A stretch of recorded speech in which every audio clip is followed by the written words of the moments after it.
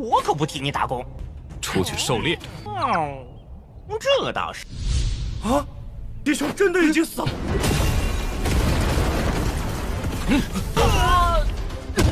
我的这儿他。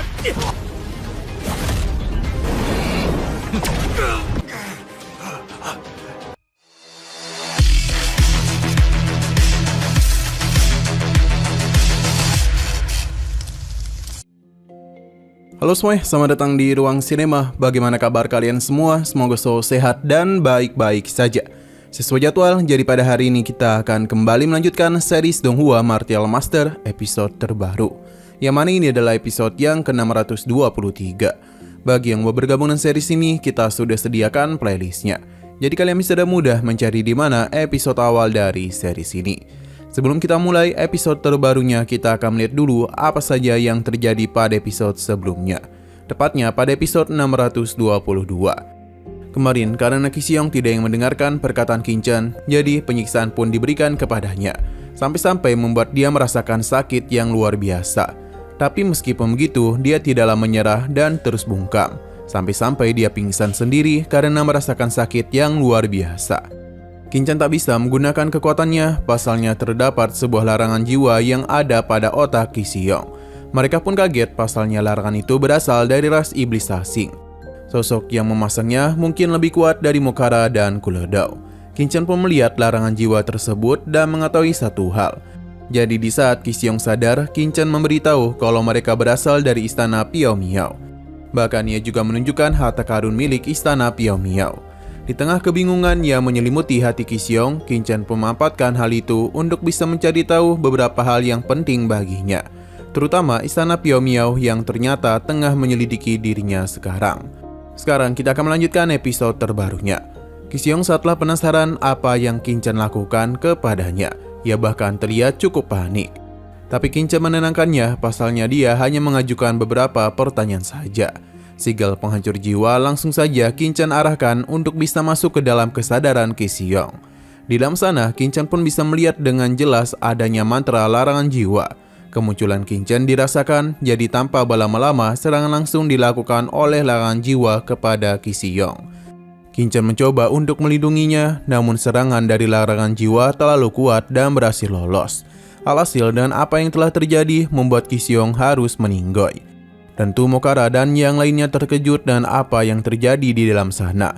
Sementara itu, urusan Qingchen kepada mantra larangan jiwa masihlah belum selesai. Pasalnya terdapat sebuah serangan yang cukup aneh. Untung saja Qingchen itu masihlah dapat mengatasi hal tersebut.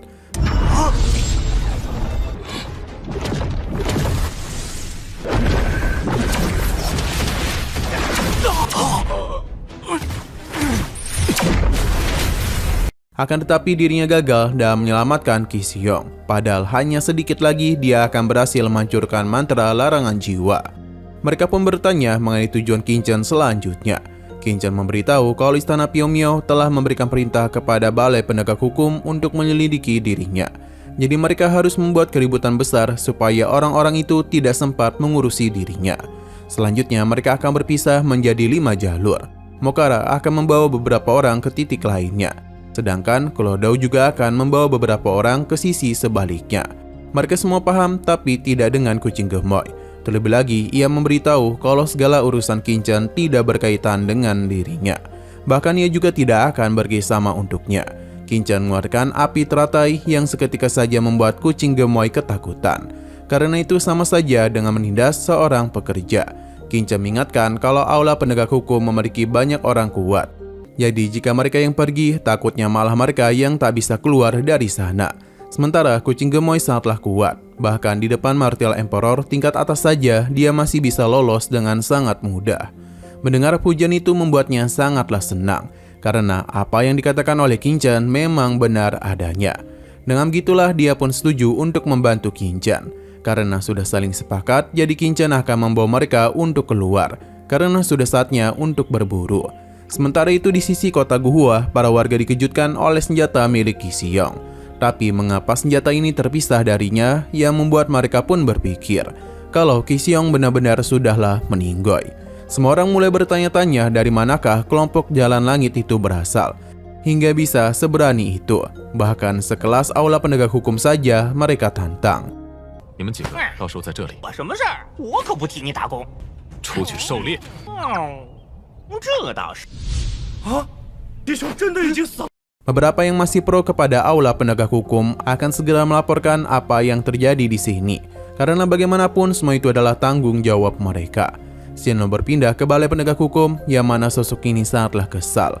Dia berjanji pelakunya akan mendapatkan siksaan yang mematikan darinya. Kembali ke kota Guhua, di mana Qin Chen pun muncul sambil memberitahu semua orang. Beberapa orang dari aula penegak hukum yang datang akan mati satu persatu di tangan kelompoknya. Qin Chen pun pergi. Setelah mendengar perkataannya, membuat mereka sadar kalau kelompok Jalan Langit ternyata masih di sini. Keberadaan mereka mendapatkan pujian dari para warga. Di sisi lain, para pasukan dari aula penegak hukum telah berkumpul. Mereka tahu pelaku yang menghabisi Qi Xiong masih ada di Jizhou. Jadi mereka akan melakukan pencarian terhadap para pelaku tersebut. Perjalanan pun langsung saja mereka lakukan. Tapi itu adalah sebuah kesalahan besar karena adanya sebuah jebakan yang sudah menyambut mereka. Alhasil, para pasukan ini pun terjebak dalam sebuah lembah. Formasi yang Qin Chen gunakan telah menghancurkan bebatuan di sana, supaya mereka tak bisa pergi kemana-mana lagi. Kelompok Qin Chen pun muncul untuk menyambut mereka. Tanpa berlama-lama lagi, penyerangan langsung saja dilakukan. Dengan kondisi seperti ini, para pasukan dari aula penegak hukum tidak akan bisa lari dan harus bertarung dengan kelompok Qin Chen. Tentu saja hasil dari pertarungan ini sudah jelas kalau mereka bisa dengan mudah mengalahkan para prajurit dari aula penegak hukum. Tindakannya benar-benar membuat pria ini kesal. Dengan kekuatan penuh dia akan membalas apa yang telah mereka perbuat. Namun sayang sekali semua itu adalah kesalahan besar karena Qin Chen lah yang akan menjadi lawannya. Alhasil dalam satu kali serangan saja Qin Chen dapat dengan mudah mementalkannya. Sampai-sampai membuat pria ini kesulitan untuk berdiri.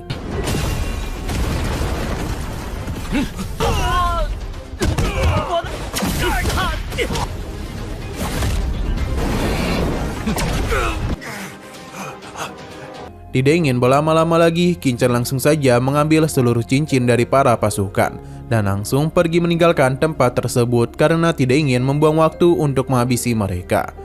Sesaat kemudian kepala dari aula penegak hukum telah tiba. Melihat pasukannya yang dikalahkan dengan mudah membuatnya merasa kecewa dan langsung saja menghabisi mereka.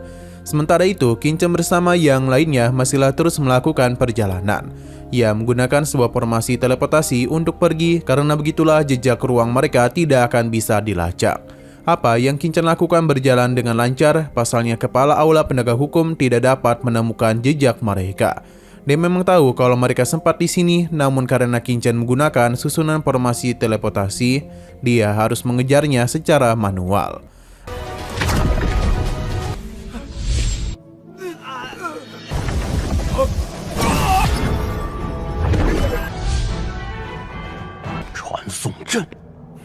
Nah, sayang sekali lagi seru-serunya, episodenya pun harus bersambung dulu. Namun sebelum kita akhiri, seperti biasa kita akan melihat preview bagian selanjutnya. Ada sebuah pemberitahuan kalau aula penegak hukum akan menanam ramuan, akan memberikan ramuan emas 9 putaran bagi siapapun yang bisa menangkap kelompok Jalan Langit. Ini adalah sesuatu yang hanya bisa dilakukan oleh para kultivator di level Martial Emperor tingkat atas. Pil tersebut sangatlah berharga.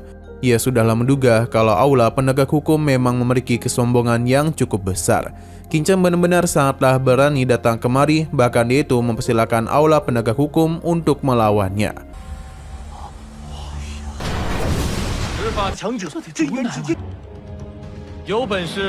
Oke, sekian dulu pada video kali ini. Untuk video selanjutnya akan segera hadir. Jadi bagi kalian yang mengikuti seri ini, langsung saja klik subscribe dan aktifkan loncengnya. Terima kasih yang sudah menonton video sampai habis. Jika kalian suka pada video ini, klik like dan share ke teman-teman kalian tentang channel ini.